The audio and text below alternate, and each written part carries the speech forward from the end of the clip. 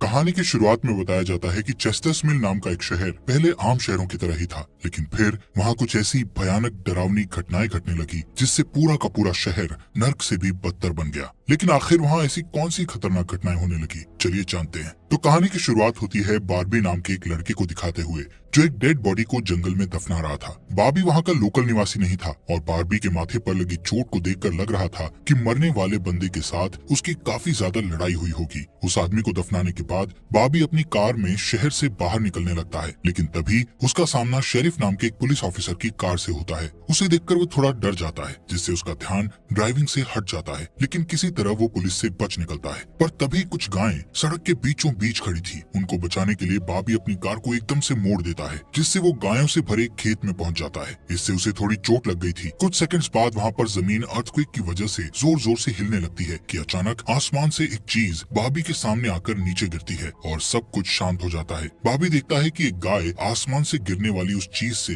2 टुकड़ों में कट चुकी थी। वो डरा हुआ उस चीज को छूने लगता है तो उसे पता चलता है कि वो एक इनविजिबल वॉल है जो इतनी शार्प थी कि इसकी वजह से कई घर भी 2 हिस्सों में कट गए थे। तभी वहाँ जॉय नाम का एक लड़का आकर उससे पूछता है कि तुम ठीक हो या नहीं। वो भी उस इनविजिबल दीवार को देखकर शॉक्ड रह जाता है। दूसरी तरफ शेरिफ और लिंडा को खबर मिलती है कि उस पूरे टाउन की पावर सप्लाई कट गई है, फोन लाइंस बंद हो गई हैं और इंटरनेट भी काम नहीं कर रहा है। यहाँ तक कि सारे सैटेलाइट कनेक्शंस भी काम करना बंद कर गए थे। तभी शहर के ऊपर से उड़ रहा एक प्लेन उस इनविजिबल वॉल से टकराकर क्रैश हो जाता है, जिसे देखकर लोग और भी ज्यादा घबरा गए थे। और ये बात कंफर्म हो जाती है कि ये सिर्फ एक इनविजिबल दीवार नहीं बल्कि एक राउंड शेप डोम यानी गुम्बद है जिसने आधे शहर को कवर कर लिया है। वहीं दूसरी साइड हम एक रेडियो स्टेशन पर फिल और उसकी असिस्टेंट डोडी को देखते हैं जो सिग्नल लाने की कोशिश कर रहे थे। वो दोनों थोड़ा कंफ्यूज थे कि अचानक सिग्नल क्यों चला गया। यहाँ पर फिल को लगता है कि ये अच्छा मौका है उनकी रेडियो रेटिंग्स को हाई करने का, इसलिए वो दोनों सिग्नल को ठीक करने में लग जाते हैं। वहीं एक फायर ट्रक डोम की दूसरी तरफ से आ रहा था, जिसे देख बार्बी ट्रक वाले को इस इनविजिबल वॉल की तरफ इशारा करता हुआ उसे रुकवाकर क्रैश होने से बचा लेता है। थोड़ी देर बाद वहाँ इन्वेस्टिगेशन करने के लिए कुछ पुलिस वाले आते हैं, पर इस इनविजिबल डोम को समझना उनके बस की बात नहीं थी। उसी समय वहाँ पर एक शहर का काउंसिलमैन जिसका नाम बिग जिम था वो भी पहुँच जाता है, लेकिन उसे भी इस डोम के बारे में कुछ भी समझ नहीं आता। यहाँ पर पुलिस को इन्फॉर्मेशन मिलती है कि उस शहर की तरफ आने वाले सभी रास्तों को बंद कर दिया गया है क्योंकि उस डोम की वजह से बहुत सारे एक्सीडेंट हो रहे हैं। इसके थोड़ी दूर घर पर जूनियर नाम का लड़का एंजी नाम की लड़की के साथ इंटीमेट हो रहा था। एंजी पेशे से नर्स थी और जो की बड़ी बहन भी थी। इंटीमेट होने के बाद जूनियर एंजी से कहता है कि मैं तुमसे बहुत प्यार करता हूँ, लेकिन एंजी उसे कहती है कि वो उसके लिए ऐसा कुछ फील नहीं करती। इससे जूनियर का दिल टूट जाता है और उन दोनों में बहस होने लगती है। यहाँ पर उनकी बहस इतनी बढ़ जाती है कि एंजी उसे थप्पड़ मारकर वहाँ से चली जाती है। इसके बाद हम 3 लोगों की फैमिली को देखते हैं, जिसमें मदर कैरोलीन, एलिस और उन दोनों की बेटी नोरी उसी टाउन की तरफ जा रही थी। उन्हें इस बात की खबर नहीं थी कि डोम ने उस टाउन को कवर किया हुआ है। दूसरी तरफ हम जूलिया नाम की एक इन्वेस्टिगेटिव रिपोर्टर को देखते हैं जिसका चेस्टर्समिल शहर में बहुत नाम था। एक दिन एक औरत उसे एक सीक्रेट खबर देने के लिए कॉल करती है। वो औरत उसे बताती है कि उसने उस वीक चेस्टर्समिल में प्रोपेन से भरे 6 ट्रक को जाते हुए देखा है और उसके हिसाब से इतनी बड़ी क्वांटिटी में प्रोपेन जैसे फ्यूल का शहर में आना किसी खतरनाक प्लान का हिस्सा हो सकता है। जूलिया उस औरत को इस बारे में इन्वेस्टिगेशन करने का वादा करती है, पर वो अपने काम में ज्यादा बिजी होने के कारण उस पर ध्यान नहीं दे पाती। वहीं बिग जिम रेडियो स्टेशन जाकर इमरजेंसी की अनाउंसमेंट करता है। कैरोलीन जो एलिस और नॉरी के साथ शहर में आ रही थी ये अनाउंसमेंट सुन लेती है, पर उन्हें लगता है कि ये किसी तरह का एडवर्टीजमेंट है, इसलिए वो इस अनाउंसमेंट पर ध्यान नहीं देती और उनकी कार डोम से टकराते टकराते बचती है, क्योंकि उससे पहले दूसरी तरफ से आ रहा एक ट्रक डोम से टकराकर क्रैश हो जाता है, जिसे देखकर वो तुरंत अपनी कार की ब्रेक लगा देती है। इतने बड़े इंसिडेंट को देखकर नॉरी के दौरे पड़ने लगते हैं, जिससे वो बेहोश हो जाती है, लेकिन बेहोश होने से पहले वो किसी पिंक स्टार के बारे में कहती है। अब यहाँ से नॉरी को जल्दी से हॉस्पिटल में ले जाया जाता है, जो कि टाउन में होने वाली घटनाओं से घायल हुए लोगों से भरा पड़ा था। वहीं जूलिया और बार्बी घायल हुए लोगों को हॉस्पिटल ला रहे थे। इसी हॉस्पिटल में जूलिया का हस्बैंड भी डॉक्टर था। वो उससे मिलने जाती है, लेकिन उस वक्त उसका हस्बैंड हॉस्पिटल में नहीं था। हॉस्पिटल में जूलिया को पता चलता है कि उसका हस्बैंड संडे को कभी काम नहीं करता था, पर वो जूलिया को हमेशा झूठ बोलता आ रहा था। हॉस्पिटल के बाहर हम बार्बी और एंजी को मिलते हुए देखते हैं। दोनों को साथ देखकर जूनियर के अंदर एक अलग सी जलन पैदा होती है। वहीं अब टाउन के बॉर्डर्स को सैनिकों द्वारा सील कर दिया जाता है। बहुत सारे साइंटिस्ट और एक्सपर्ट्स को भी इस अजीबो गरीब मुसीबत का असल कारण नहीं पता चलता। पर कुछ घंटों बाद बिग जिम प्रोपेन के बारे में बात करने के लिए शेरिफ से मिलता है। यहाँ पर उनकी बातों से हमें पता चलता है कि उनको इस डोम के बारे में पहले से थोड़ा बहुत पता था, पर वो इस पर खुलकर बात नहीं कर रहे थे। वहीं बॉबी को उस टाउन में एक दिन के लिए रुकना था, पर उसके पास ठहरने के लिए कोई जगह नहीं थी, इसलिए वो अपनी कार में ही रात बिताने का फैसला करता है। तभी जूनियर उसके पास आता है और उसे एंजी से दूर रहने को कहता है। धीरे धीरे उसकी बात धमकी में बदल जाती है। बॉबी हैरान होता है कि आखिर उसकी गलती क्या है। इसी बीच वहाँ जूलिया आ जाती है, जिससे वो झगड़ना बंद कर देते हैं। यहाँ से सीन शिफ्ट होता है और हम देखते हैं कि टाउन के ऐसे हालात से लापरवाह होकर एक जगह कुछ टीनेजर्स पार्टी कर रहे थे। इनमें जॉय भी था। जॉय एक लड़के से वहाँ के हालात पर बात करने लगता है, लेकिन अचानक जॉय को दौरा पड़ने लगता है और वो पिंक स्टार के बारे में बोलने लगता है, जैसे कि पहले नॉरी ने बोला था। वहीं जॉय की बहन एंजी घर पर अकेली होती है। तभी अचानक उसके घर में जूनियर घुसकर उसको किडनैप करके अपने फादर के टूटे फूटे शेल्टर में ले जाता है। यहाँ पर वो उसे बताता है कि मुझे पता है शहर को कवर किए इस डोम के बारे में। यहाँ पर एंजी को उससे ये भी पता चलता है कि बिग जिम ही जूनियर का फादर है। जूनियर एंजी को ये भी बताता है कि उसके फादर अपनी फैमिली की सुरक्षा को लेकर हमेशा चिंतित रहते थे, इसलिए उन्होंने फैमिली के लिए ये शेल्टर बनाया था। वहीं दूसरी साइड जूलिया बॉबी को अपने घर में ठहरने के लिए लाती है। तभी अचानक बॉबी की नजर उसके हस्बैंड की फोटो पर पड़ती है और उसे रियलाइज होता है कि ये वही आदमी है जिसे उसने सुबह मारा था। दूसरी तरफ लिंडा और शेरिफ सभी व्हीकल्स पर नजर रख रहे थे ताकि कोई भी गलती से इस डोम से न टकरा जाए। तभी अचानक शेरिफ को अटैक आ जाता है और वो वहीं पर मर जाता है। अब यहाँ से हमें सुबह की घटना फ्लैशबैक में दिखाई जाती है, जहाँ बॉबी टाउन में जूलिया के हस्बैंड जो डॉक्टर थे उनसे मिलने आया था। वो उनसे कुछ पेमेंट की बात करता है, पर डॉक्टर उसे पेमेंट देने से इनकार कर देता है, जिस वजह से उन दोनों में झगड़ा हो जाता है और एक्सीडेंटली बॉबी उसे गोली मार देता है। बॉबी जानता था कि भले ही उसने उसे गलती से मारा है, पर उसे इसकी सजा मिलेगी और इससे बचने के लिए उसने उसकी बॉडी को जंगल में दफना दिया। वहीं प्रेजेंट में सुबह उठकर बारबी देखता है कि उसके गले की चेन गायब है, तो वो जूलिया से इसके बारे में पूछता है। जूलिया उससे कहती है कि वो उसकी चेन को ढूंढकर उसे दे देगी, पर तभी बॉबी को याद आता है कि वो चेन उस केबिन में ही गिर गया था जहाँ उसने उसके पति को मारा था। उधर जॉय अपने फ्रेंड बेन के साथ था, जिसने पिछली रात सीजर के वक्त उसकी मदद की थी। बेन जॉय से पिंक स्टार के बारे में पूछता है, जो उसने रात को दौरा पड़ते वक्त कहा था, लेकिन जॉय को उसके बारे में कुछ भी याद नहीं आ रहा था। वहीं रेडियो स्टेशन में डोडी एक स्पेशल डिवाइस की मदद से डोम के बाहर वाले लोगों से कांटेक्ट करने में सक्सेसफुल हो जाती है।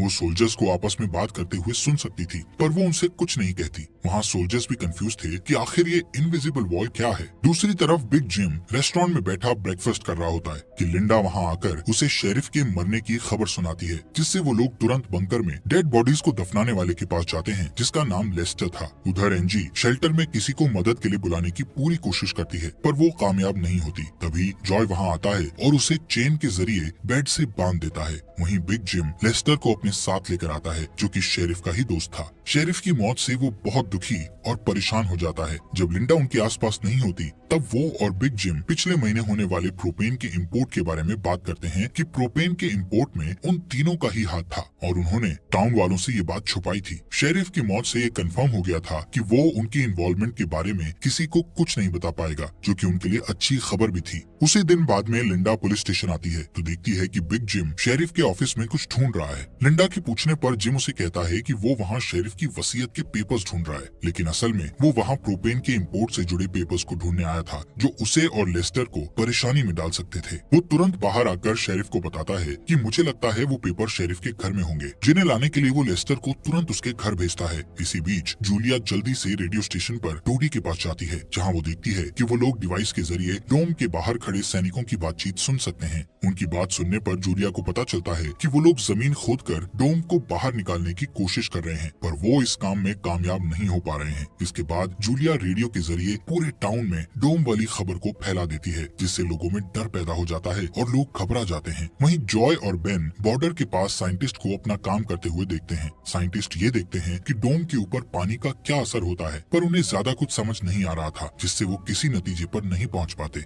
वहीं जॉय देखता है कि ये डोम एक छलनी की तरह है। वो बेन से बताता है कि इस डोम में से बिल्कुल मामूली सा पानी आर पार जा सकता है। दूसरी ओर बार्बी अपनी चेन ढूंढने जूलिया के हस्बैंड डॉक्टर के केबिन में जाता है। वहाँ उसे उसका चेन मिल जाता है, पर तभी जूनियर वहाँ आकर उसे देख लेता है। जूनियर उससे पूछता है कि क्या तुम एंजी के साथ सोए थे। यहाँ पर बार्बी को लगता है कि शायद उसने उसे चेन ढूंढते हुए देख लिया है और इसीलिए वो जूनियर को ऐसे ही वहाँ से जाने नहीं दे सकता था, इसलिए वो जूनियर को बहुत बुरी तरह से पीटने लगता है। वहीं हम देखते हैं कि लेस्टर शेरिफ के घर पहुंचकर प्रोपेन इंपोर्ट के पेपर्स को ढूंढने लगता है। कुछ टाइम बाद उसे वो पेपर्स ड्रॉवर में मिल जाते हैं, तभी वो उन्हें जला देता है। जब वो वहाँ से जाने लगता है तो उसका पैर लगने से पेपर्स की आग घर के पर्दों पर लग जाती है, जिससे आग की लपटें पूरे घर में फैल जाती हैं और पूरा घर जलने लगता है, जिसे देखकर जल्दी ही बहुत सारे लोग जमा हो जाते हैं और आग बुझाने की कोशिश करते हैं, पर फायर ट्रक के बिना आग बुझाना नामुमकिन था। अगर वो लोग घर को जलने देते तो डोम के अंदर का टेम्परेचर बहुत बढ़ जाता, जिससे लोगों की जानें भी जा सकती थी, इसलिए सब मिलकर आग बुझाने में लग जाते हैं। बाबी लोगों को आग बुझाने में लीड करता है। तभी लिंडा को घर के अंदर से